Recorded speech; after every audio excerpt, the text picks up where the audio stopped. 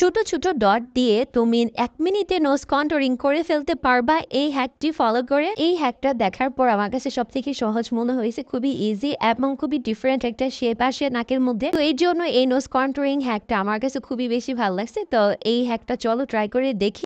তো সর্বপ্রথম একটা ক্রিম কন্ট্রোল নিয়ে নিবে। আমার কাছে আপুর ওই ছোট ছোট যে ডট দিছে ওই শেপের কোনো কিছু ছিল না, এই জন্য আমি কটন বার্ড নিয়ে নিছি।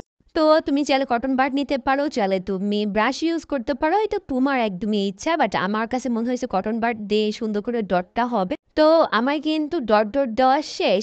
এখন হচ্ছে আমি ব্লেন্ড করব। ব্লেন্ড করলে বোঝা যাবে যে এটার আসলে লুকটা কেমন আসে। তো প্রথমেই বলছি আমার খুব কাছে মনে হয়েছে এই নোজ কন্টুরিং এর শেপটা একদম টোটালি ডিফারেন্ট। এর জন্যই আমার মূলত এই নোজ কন্টুরিং হ্যাকটা আর কি ট্রাই করা। আর তোমরা জানো ডিফারেন্ট কিছু ট্রাই করতে আমার অনেক বেশি ভালো লাগে, সেটা যাই হোক না কেন, কন্টুরিং হোক, ব্লাশ হোক, বা আই লুক হোক, বা লিপস্টিক হোক, যাই হোক না কেন, খুব সুন্দর সুন্দর জিনিস ট্রাই করতে করতে একঘেয়েমি লাগে। তো মাঝে মধ্যে ডিফারেন্ট কিছু ট্রাই করলে শরীরের মধ্যে অন্যরকম একটা এনার্জি আসে। তো যাই হোক, আমার কিন্তু নোজ কন্টুরিং হয়ে গেছে। এটা ছিল ফাইনাল লুক। কিন্তু আমার কাছে যেটা মনে হয়েছে আপুটার যে শেপটা আসছে ওই রকম শেপ আসে নাই, কিন্তু খারাপ লাগতেছে না, ভালোই ছিল।